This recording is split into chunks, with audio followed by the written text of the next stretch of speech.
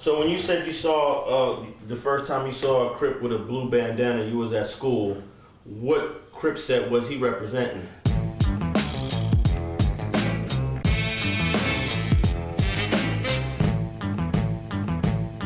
At that time, that had to be probably, you had Backstreet going on. I mean, you had so many Crips that's going to lock. You had Backstreet, Main Street, you had Q102, you had Neighborhood, you had, man, you had so many Crip gangs going there. 118 Block, Avalon Boys, you know, all that, man. Ain't no telling who that could have been, you know. I had so many Crips despising me that even Ricky Silas was going there, came up there one time, and the Crips told him that I was a bounty hunter, and he stared at me, and I got word that he said about me, he said, yeah, you gotta watch them guys because their game is to know who you are and you don't know who they are, and that's how we end up getting killed because they know you before we know them. So when I heard that, kind of made me kind of paranoid that this guy was talking about that I'm thinking about killing some Crips or something. You know, he was putting them up on me, I guess, that I might do something to them. So he didn't trust me by him making that statement. Now, why does Ricky Silas' name come up so much? This dude must have had a hell of a reputation. Ricky Silas, man, let me tell you about Rick, man. Rick was wild, man. Rick was wild and loud, and he was a real Crip, man. He believed in that Crip thing real seriously on that east side, you know. And what I really like about him more than anything is that he was the type of guy, man, that he knew how to rally up the troops.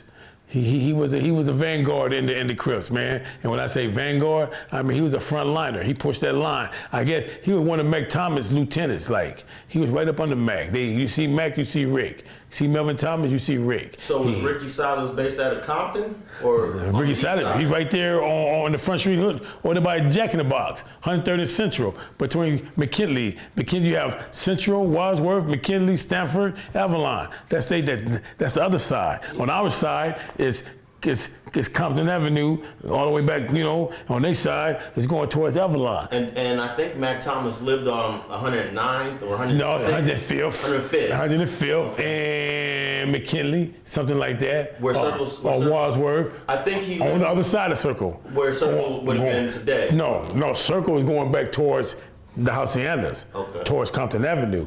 Their hood is on the other side, on the Jack in the Box, going back towards Avalon. But before Mac Thomas moved to Compton, he lived somewhere around there. He lived in there. Yeah. That was his neighborhood.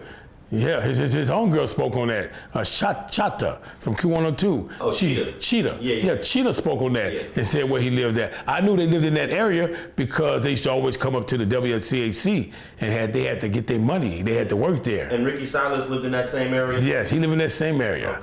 Yeah. Was Ricky Silas running with Raymond Washington, or is he a little bit younger than him? He was younger than him, but his reputation, see, that's the thing about that. See, the whole thing is this, man. It has really nothing to do with your age. It has something to do with your stature, with your character. You know, a youngster can be more reputable than a person, if you're 14, you can be more reputable than a person that's 18. And why is that? Because you're on the front line.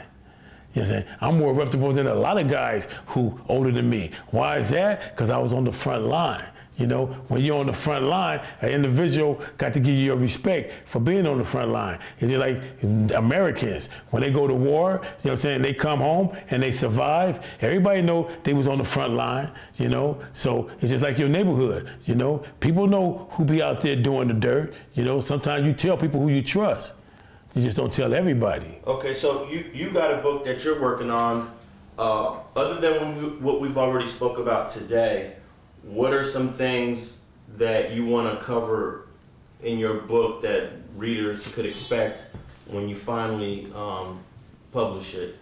Well, I'm going to tell them things to the nature of the truth, you know, and I might, you know, make a lot of people angry for the simple fact because the truth do hurts, man. Let's just take like maybe 2 points of what you think might be controversial in terms of the truth. What I think that would be controversial of the truth, I think individuals, man, I hate to say this, man. Man, I don't like rats, man. I don't like people that go to court, man.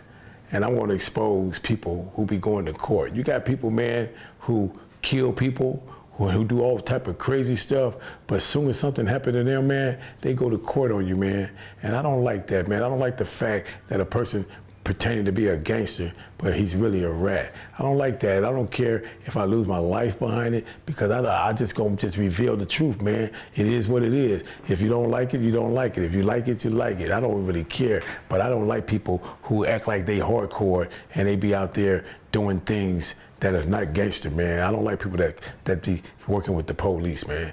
You know, I really don't. I don't like it. I think that's an issue that has become widespread across this entire county. Sure. Like every single neighborhood and community has been infiltrated by the LAPD or the county sheriff, and they got people working in there, providing information on who's who, where they hang out. You want me to tell you something what I found out, man? What's that? I found out what they do, man. They go for the shot callers of their own hood, and they turn them into rats. The ones who be the guys who run in the hood, they be having them doing all the telling on people, and that's how the game is. That's why I don't follow nobody but God, because you know, telling, man, he the guy that over here telling you how to do this and how to do that. You know what I'm saying? He's an informer, man, and that's what they do, man. You know what I'm saying? They know how to put informers as leaders, man. And y'all alone, you doing what a rat tell you to do, what a police officer done told him to do. And you know what I'm saying? And man, I can't work with that, man. That, you know, so I just want to give a shout out to